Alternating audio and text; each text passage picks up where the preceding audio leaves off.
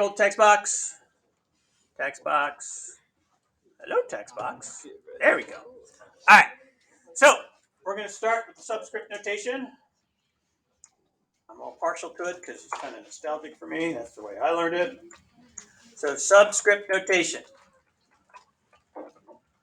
So if I'm inside of a text box and I want to use an equation, I'm going to go to the end here and I'm going to hit enter, enter twice. It's coming a couple spaces, and then instead of F, we're going to do A. We're going to use the equation editor. Bink. A sub 0, because that is my 0th term, equals my 0th term is 2 plus my common difference. 2 to 5 to 8 to 11 to 14. I am skip counting by 3. Wait, is that a minus? Where? Equals. Okay. A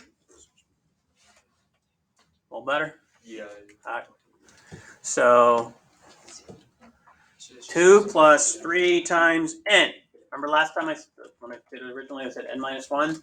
Well, this is n because it's the 0th term. So in other words, no, I wrote that wrong. We'll fix that in a minute. So let's come back here. Change that 0 to an n. So this allows me to find any term. So if I want to know the 17th term, it's 2 plus 3 times 17. So 17 times 3 is 51 plus 2 is 53. So my 53rd term. Oh, that's easy. Pretty easy. Okay. All right. That's subscript notation. Function notation looks exactly the same with one minor cosmetic difference. That is this. Instead of a sub n, we use our function notation, which is f of n. So any functional value or any value in the sequence is equal to, hey, look, it's the same on the right-hand side. 2 plus 3 times n. That's it. That's it. There's no difference. There's no difference. Okay, the only difference is the subscript versus function notation. That's all she wrote. So if I wanted to find, like I said, the 51st term, I put 51 and I substitute in for the n in both places, either in the subscript notation or in the function notation. That's the new stuff. Like I said, it's not really new. We just formalized it with some algebraic terms. This one's a little bit different. Instead of our 0th term, we start with our first term. So since they have f here, I'm just going to stick with the function notation for this first one, at least initially. So f of n, equals my first term, which is 11, plus my common difference. Oh, but wait, they're not adding, they're subtracting. So I'm going to make that a minus. And they're going down by 6 each time. This time, since we do have a first term, it's going to be n minus 1. Okay. Take a moment for you to cut up. Then do a Control A, Control C. Let's make a new one. Why do you think I want you to copy it and paste it? Because how many terms are in there? 3. I got an 11, I got a 6, and I got this parenthesis action. This looks a whole lot like, if you take a look at the first one, does this look familiar at all? Maybe a little, just with different letters? Log. Mm-hmm. Not log. I mean, the subscript, I know we use logs. Maybe a y, m. Yeah, that's basically what this is. Okay, these are linear functions. Okay, so I could have written this a different way.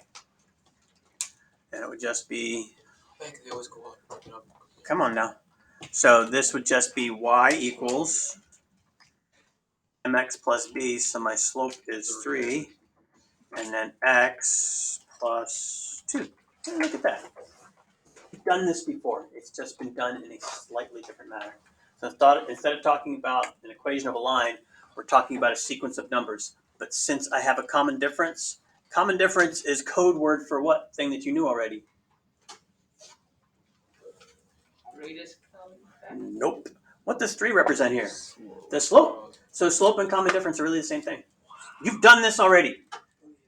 Okay? It's just called something different this time. It's called a sequence of numbers. All right. Whoopsies.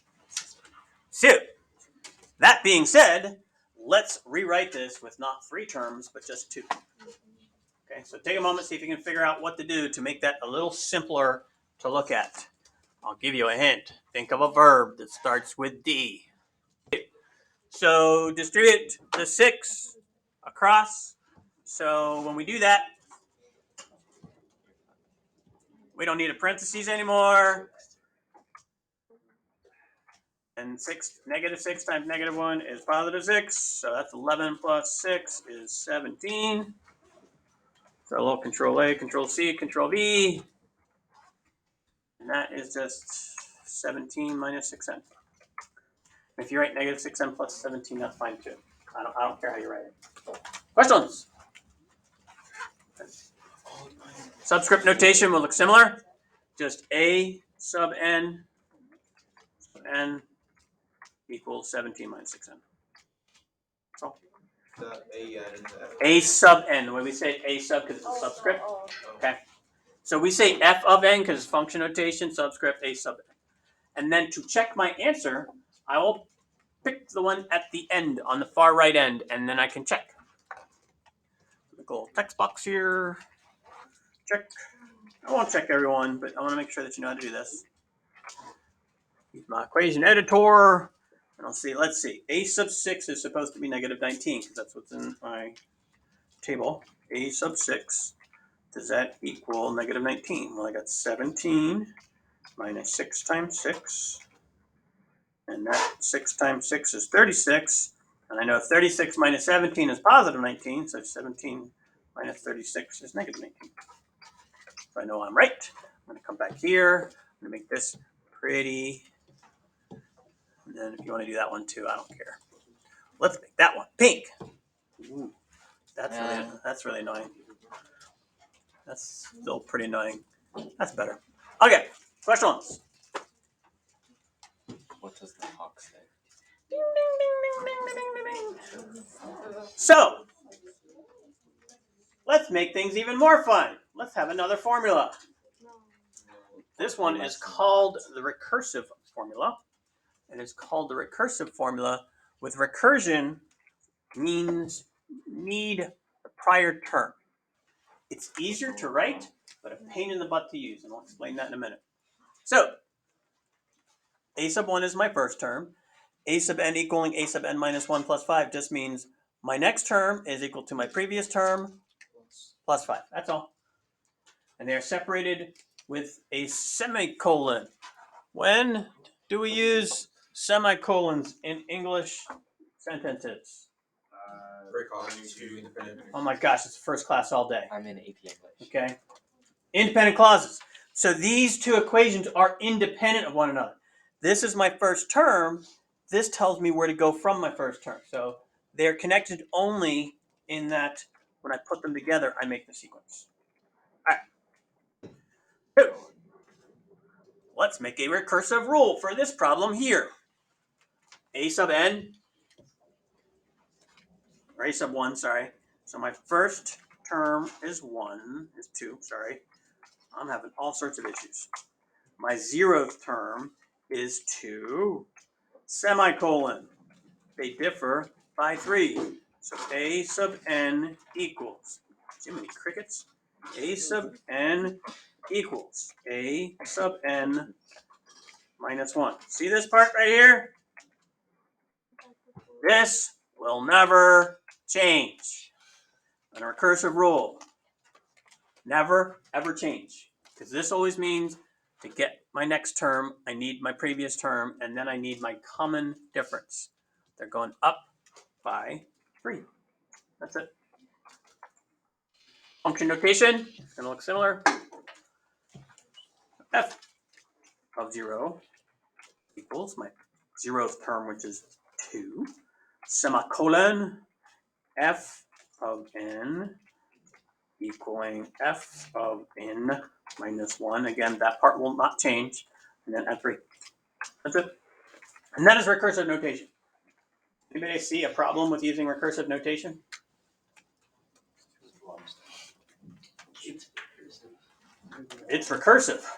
When in doubt, let's just use the word to answer the question with the same word. That's like, hey, what's a circle? It's a circle. Yeah, that's It's obvious. not wrong. Yeah, that's not wrong. Yes, it is wrong. You cannot define a word using its own word as part of the definition. Oh. Anybody have actually a decent definition for a circle? A round thing. It's a line that You make my heart. You guys knocked it out of the park with independent clauses, but now you can't define a circle. It's a line that always It starts with a A round playing figure. center, and then all the points on the circle are You just used it. equidistant. There we go. Okay. And then if we use some fancy terms like locus, it gets even more interesting. But yeah, back in the day in geometry, you used to learn about locus of points. Yeah, they don't do that anymore. All right. So here's the difficulty with this. Say I want to find the 57th term. If I use my recursive formula, how many terms do I need before the 57th? 56. I need to find out all 56. Because without the explicit rule telling me what I can do with my first term, well, I know my first number is 2, and then I add 3, and then I add 3 again, and I add 3 again. So this is what you had to do when you did skip counting. And probably sometime in 3rd grade, you did exactly this. And the collective groan came from the class. Okay, boys and girls, find the 57th term. And you're like, But now, we can find the 57th term really easy with the explicit formula. So the recursive formula is good for setting it up, and it's actually a building block for the explicit formula, which we're going to talk about in a minute. All right. Find the recursive rule for this one.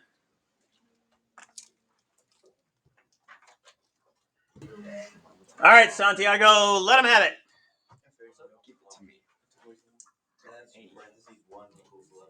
Okay, so my first term is 11. Semicolon. F of n equals f parentheses n minus 1. Okay. And then outside of it is minus it. Okay, because the numbers are going down, not going up. Okay. If you use function, the subscript notation would be a sub 1 and a sub n and a sub n minus 1. Otherwise, it's exactly the same. Okay. All right, so now we're going to kind of connect the two. So we're going to write the explicit and recursive. We're going to do this one first, and that's our building blocks for the explicit. And then after that, we are going to find the 45th term. If you don't find the explicit rule and you just stick with the recursive rule, you have to find all the numbers from the 6th term all the way up to the 45th. Don't want to do that today.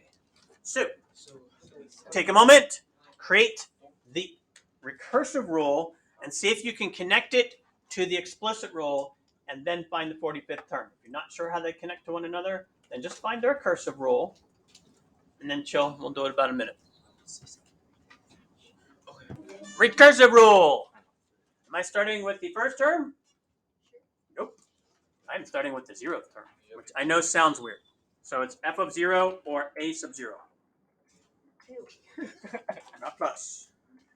Equals -7, semicolon, f of n, close, equals f of n minus 1, close. Are the numbers going up or down? So when you see they go from negative to positive, what I normally do is I'm just going to go to the positive side and find the common difference over there. I think it's a little easier. So I know 8 to 13 is 5. -2 to +3, maybe not. Takes a little bit more work. So plus 5. And do a couple of them. 8 to 13 is 5. 13 to 8 is 5. It should be a common difference, which means it should be the same. So if you're getting different numbers, it's not an arithmetic sequence. So all the ones we're doing today will be arithmetic. All the ones we're doing tomorrow will be geometric. So instead of adding, okay, when we take the unit test, you might have arithmetic, you might have geometric, and there might be some others, and we'll talk about the others in a couple days. All right, so this is my recursive sequence. My explicit sequence, I use my arithmetic as my building block. So f of n is equal to my first or my 0th term, which is -7, plus my common difference, which is my second part of my recursive term, which is 5. And then since this is the 0th term here, I don't need n minus 1. I just need n. Okay? If I don't do it this way, I have to find the 6th, 7th, 8th, 9th, all the way up to the 44th term before I find the 45th term. That's a lot of work. So now I just find f of 45. You do it. Find the 45th term. You might want to use Desmos. I got it. You don't have to. So, I don't know, Berto, what should we do here? Copy and paste. So we're going to go in here, Control A, Control C, Control V. Come on now. And change my 45. So this means, f of 45 means the 45th term. If there's a 45 here, I change 45 here. So 45 times 5 is 225, minus 7 is 218. Questions? That's it. Done. Yeah. When you add n minus 1 gives it 0. So, ready for my 5th term? I'm going from 0, 1, 2, 3, 4, 5 terms. Since I'm not starting with my first term, I'm starting with my 0th term. I count all the terms after it. Because really, from 0 to 5 is not 5 numbers, it's 6. So that's why I won't need the n minus 1. All right. That's the last one, or is there one more? One more. Okay. Same process. Find explicit, recursive, find recursive, then explicit, and the 68th term. It's your explicit rule that has some issues for a few of you. So let's go here. So let's use subscript notation this time. So a sub n, a sub 1, sorry, equals 29, semicolon, a sub n, equals a sub n minus 1, 12. And then they're going up or down? Down, so it's minus 4. Okay, so that is the recursive rule. My explicit rule is a sub n equals 29 minus, and here's where some of you went just a little bit wrong. You did 4n. But since we're starting with the first term, we don't count the first term, so we need n minus 1. Oh my goodness. Okay? Oh my goodness. Yeah. So, little Control A, Control C, let's simplify it. You guys are honor students, so we can do 2 steps at 1. This is 29 minus 4n plus 4, so that's going to be 33. Oh my goodness. I'm not going to start. And then we don't need the parentheses, don't need minus, boom. Okay? So a lot of you had 29 minus 4n, it's actually 33 minus 4n. Find my 68th term, Control A, Control C, Control V, and then come back here, change it to 68. So 33 minus 68, 33 minus 4 times 68. So what is that? Negative 239? And that, as they say, is that. Questions? Go. Okay. So I don't start using my common difference until after I move away from my first term. So I can't count my first term. So if I don't count my first term, that's why it's n minus 1. Because if I'm looking at my 4th term, how many terms are between the 1st and the 4th term? 3, not 4. So that's why if I want to find my 4th term, it has to be 4 minus 1. That's why. Okay? So when you see that in a sequence, and it's not given to you in a table, like the first one on your homework, you may assume this is not the 0th term, this is the 1st term, that's the 2nd term, that's the 3rd term, etc. Okay?